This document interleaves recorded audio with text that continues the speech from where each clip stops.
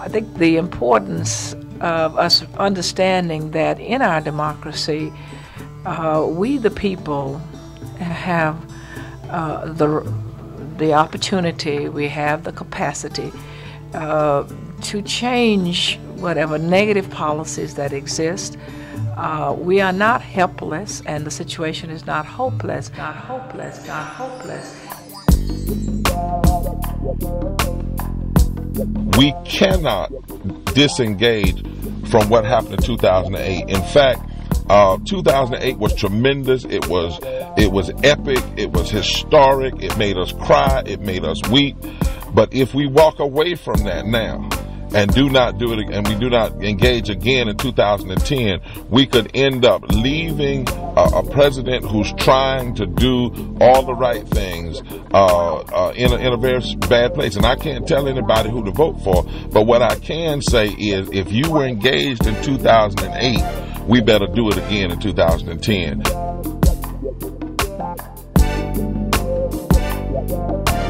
Certainly the NAACP coming together with other groups in a nonpartisan way is so critical for turning out the vote. In fact, I serve now as the chair of the Political Action and Legislative Committee for the NAACP, and our theme that we've pushed is let's do it again in 2010. So right here in North Carolina, the Millions Voters March for 2010, let's do it again.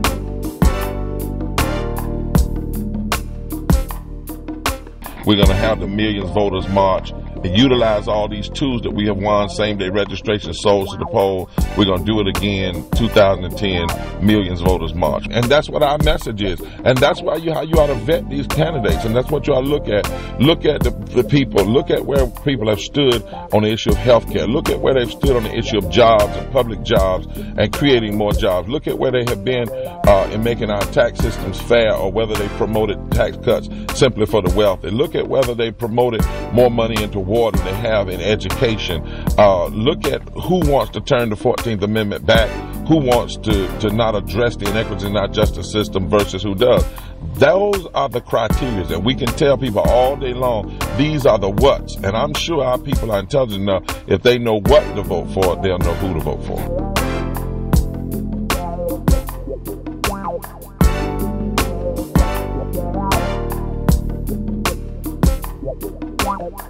Mr. President, when you came down in 2008, we announced something called the Millions Voters March, because the NAACP and others led in fighting to get same-day registration, early voting in southern states like never before. And I just wonder, since you visiting us today, what would you say about us doing a Millions Voters March 2, let's do it again in 2010?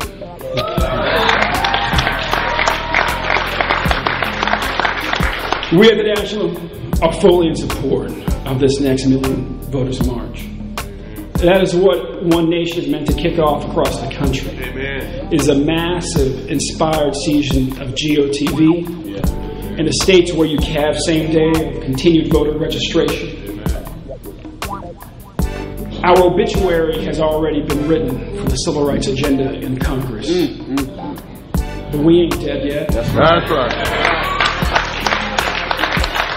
And a lot can happen in 4 weeks.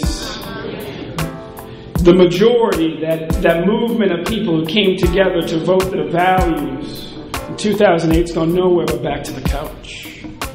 And so I say, let's wake them up, get them off the couch, and get them back in. That's right. Thank you, and God bless. Amen. We're going to be mobilizing in churches, mobilizing through the internet, mobilizing all over. Say Millions Voters March 2.